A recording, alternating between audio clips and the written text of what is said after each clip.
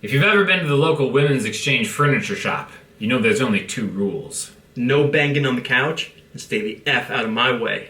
In the guitar jam world, there's only 1 rule. Stay the F out of my way. Nah, you got it. So I'm here with my man, Ian Stitch. Yes. At Stitch Studios. Yeah, welcome, Sean. And we're going to talk about maybe if you're playing with another guitarist, how to stay out of their way. Stay out of their way. You know? It's something that goes a really long way that's understated. Yes. But when you watch bands that have 2 guitar players, like now when you watch, you'll see they stay out of their way. Yep. It's awesome. They might be on different parts of the neck. Yep. And that's just kind of like the first step in noticing something like that. But what are they doing, Ian? What's happening? Well, what's happening usually is, there's going to be a chord progression, and we're going to use a very familiar song in a couple seconds, but usually a person will be either playing, full chords, what they call block bar chords, where, all 6 strings or something. And the other guitar player, you don't want to play exactly what they're playing because it's just going to add nothing to it.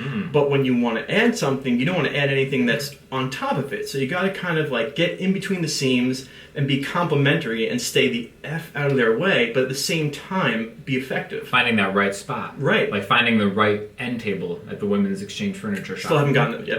It's tough. It's tough. That's why you got to keep...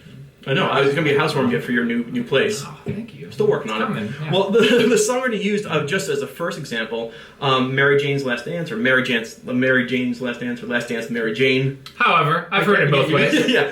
Tom Petty, the chord progression itself, A minor. Yeah. Right? G, D, to A minor.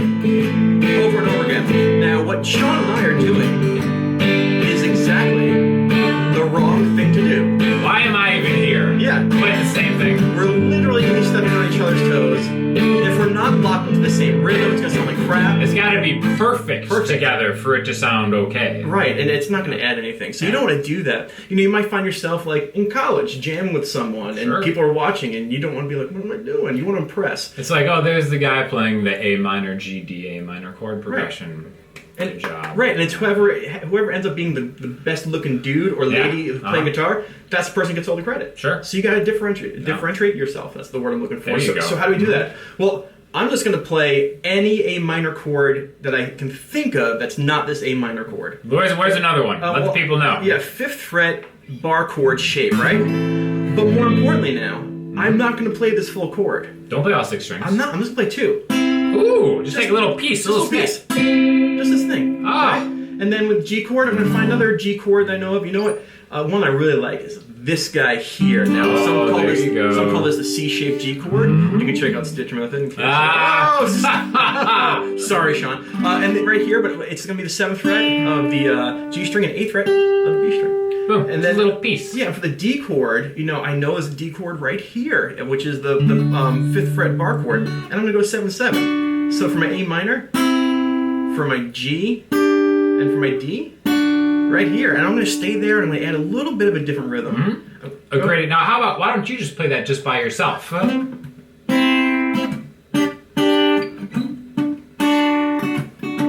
kind of like an intro.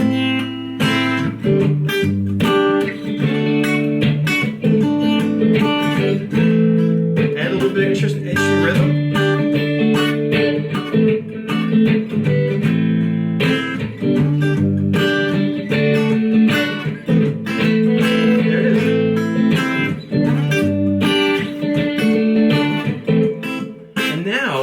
Playing complementary stuff.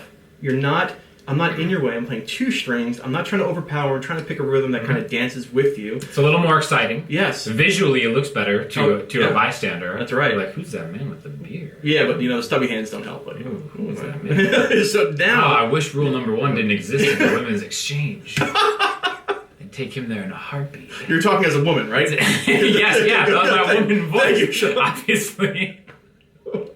My female voice, my impression. So let's do it again, but I'll pick totally 2 different other types of voicings, right? So an A minor voicing that I like, let's see, I'll do this one up high right here. Okay. Oh, what? I didn't know it was an A minor. Yeah, this is great. Looks like a D minor to me. It's a D minor moved all the way up. Walk it all the way down. Up to the 8th fret, first finger, right? That's your A minor. For the G chord, I'll play the here. Cool. And for the D, here. So I have an A minor here, G 10th fret bar, and this. And now I'm going to do the same thing, and I'm really not going to try and step on his toes. I'm just going to try and add stuff. And again, one thing is, as you do this, you might find a voicing that you don't like. Well, you know what? The more chords you know, the better access you have to picking something different. And so here's a second attempt with different voicings. 2, 3, 4.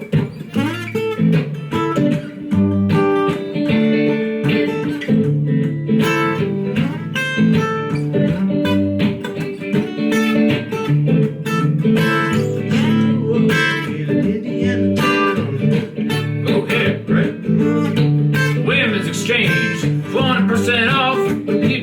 Yeah, that's a really good deal. Yeah. So we'll find the end table for you. All right, so now we have that, right? And it works. Yeah. And again, it shows, it really pushes your brain and pushes your fingers to try and do this type of stuff. And I know many of you, or some of you, might be in bands right now that have 2 guitar players. I was in the band a long time ago with 2 guitar players. And it's hard when you don't know this stuff to try and come up with something that's interesting and adding. And this will help you tremendously. You don't want after a while the other guitar player to do something different.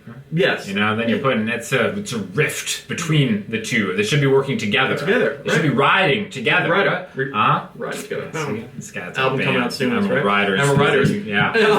And so now one thing I'm going to do is, I'm on Sean's channel, but in my house, crazy. Yeah, well, I'm going to force Sean to play a Grateful Dead chord progression. I'm playing the Fred guitar. Yes, which is the Fish guitar. Which is I'm trying to immerse you into jam band world. It's like dipping my toes. For the jam band gravy all over you. And it would be gravy too. It would be a thick gravy. Vegan gravy. Takes days to prepare.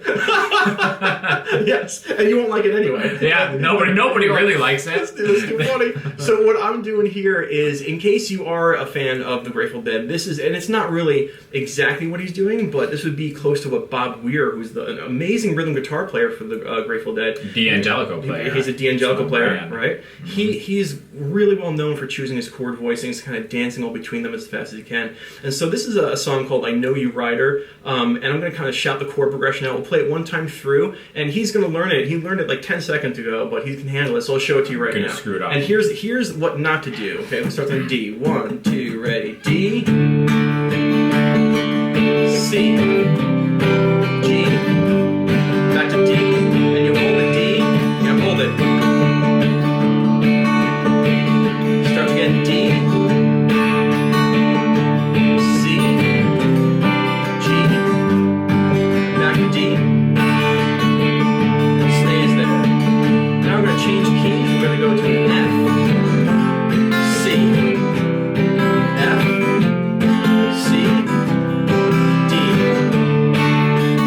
Good. And that's the song right there. So now, what we just did was the wrong thing to do. We kind of played, and people were staring at us like, oh, great. They played the same thing. Great. Awesome. And so all I'm going to do right now is kind of call upon all those chords. I'm going to stay up here. I'd like kind of, if he's down low, I'm going to kind of go up high. Got my D chord here. And I can bring these 3 notes of that chord. I can bring it down to a C. And then I'm going to probably choose that G chord right here. And I'm going to kind of play 3 notes. I like it. All right, and then for the F chord, I'll probably bring this down here. Here's my F chord. Use these guys. Same thing as that G, just back 2 frets. Back 2 frets. And the C, I know is a C chord here, and I'll play this. Stitchmethod.com. It's my favorite one. Right? Yeah. Because that's the A minor pentatonic hot yeah. spot. Oh! Don't get me started on that yet. All right, so we'll try this out. All I'm going to do is, at the same time, I'm going to try and give a little bit of a rhythm to it. Let's do it. So 1, 2, 1, 2 on the D, C, G, and the D. And we stay in the D.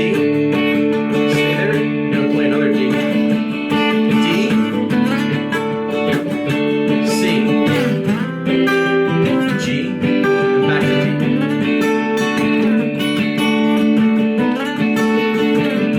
F, C,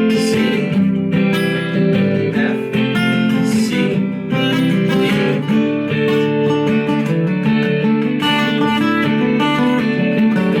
There we go.